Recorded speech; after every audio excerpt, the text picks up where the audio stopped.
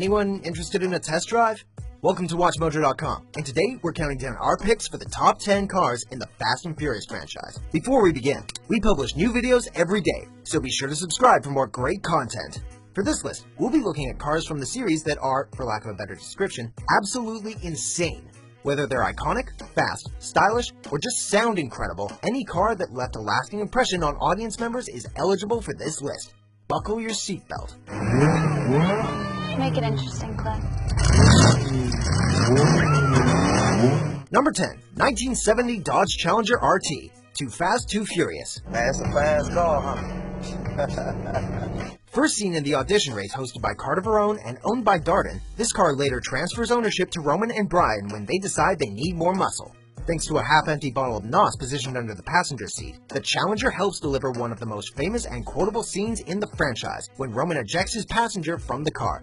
With a striking burnt orange color, this car is hard to miss and sure to stand out in any setting. Eject those Vito, cuz! It worked! I love this part! Number 9, 1966 Chevrolet Corvette Grand Sport Stingray. Fast 5. This car might only get a little screen time, but it certainly makes a big impression. Dom and Brian are in a spot of trouble while aboard a moving train. Dom steals the Corvette Grand Sport and drives it off the train with a hard landing, but quickly regains control, showing off the vehicle's impressive handling and speed. Dom catches up to Brian, who jumps into the Corvette just before the car he's holding onto gets utterly demolished. Sadly, with nowhere else to go, it proves to be a short ride as the car flies off a cliff. Nonetheless, it goes out in style, making for one of the most iconic scenes in franchise history. Number 8, Flip Car, aka Ramp Car, Fast and Furious 6. Simplest things can cause the biggest problems. Owen Shaw and his crew mean business. Just check out the crazy-looking vehicles they employ. In terms of design, this one's a veritable Frankenstein of parts. Despite its minimal utilitarian appearance, the car weighs a staggering 3,900 pounds. What really sets this vehicle apart, however, is the ramp on the front end, which features a flap that's activated with the click of a button to send cars flipping into the air.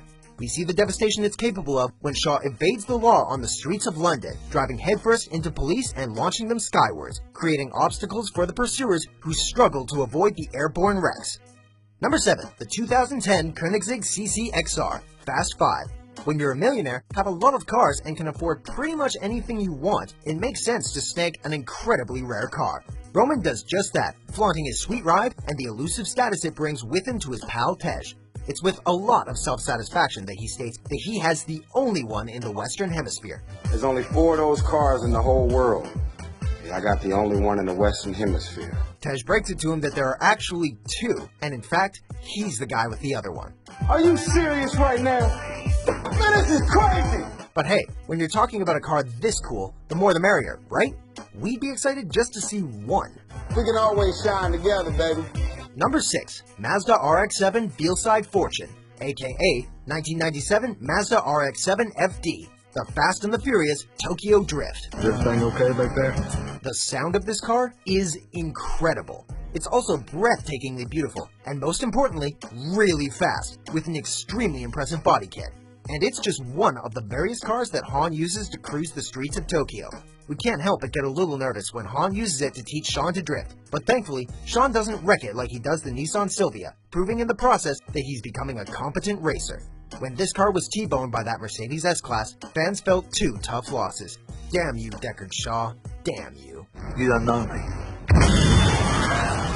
You're about to. Number 5, the 2014 Lykan Hypersport, Furious 7. You realize what this is? Lykan Hypersport? The fate of this gorgeous W Motors car is devastating. It's owned by a prince in Abu Dhabi and resides in a skyscraper. Yeah, we know, it's expensive and rare, but still, a car like this needs to be driven.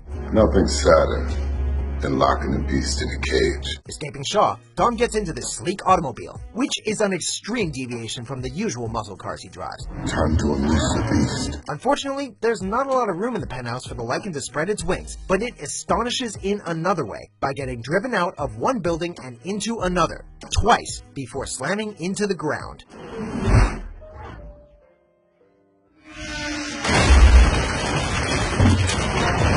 Number 4, the 1994 Toyota Supra Mark IV, the Fast and the Furious. You know what you're doing. I owe you a 10-second car. How could we not talk about Brian's car in the film that started it all? He owes Dom a 10-second car, and this car is it. With a new engine and a new exterior, sure enough, it wins a lot of races for Dom. But towards the end of the film, Dom finds out about Brian's actual occupation. Yeah, this is Officer Brian O'Connor. I'm off-duty MAPD. So Dom's Charger and Brian's Supra go head-to-head. They both narrowly avoid being wiped out by a train, but the Charger is demolished by a truck. Brian then gives Dom the keys to the Supra to escape.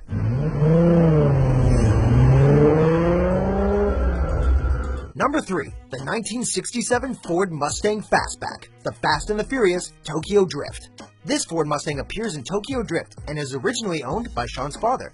After Han's death, Sean brings that old Mustang to life, installing a Skyline GTR RV26 DETT engine salvaged from the Nissan Silvia he'd driven and wrecked in the previous race against Akashi.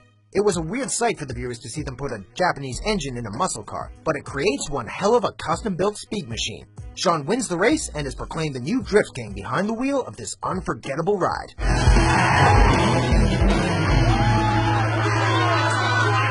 Number 2, the 1999 Nissan Skyline GTR R34, Too Fast, Too Furious.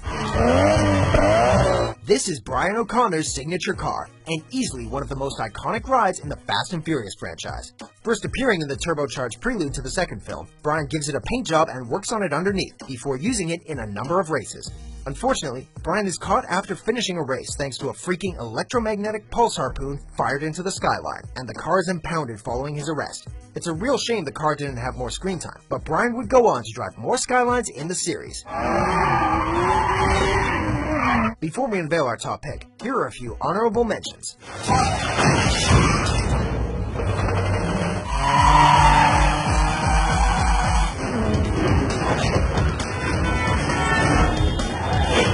Number 1, 1970 Dodge Charger RT, the Fast and the Furious franchise. This is Dom Toretto's signature car, and arguably the most recognizable ride in the series. Dom has a connection to it. It was his father's before him, with the two of them working on it together when Dom was just a kid. It's a beast. Perhaps that's why he keeps coming back to it, no matter how many times the Charger gets destroyed. Over the course of the franchise, the car has undergone various iterations and changes. And who can forget the off-road version in Furious 7?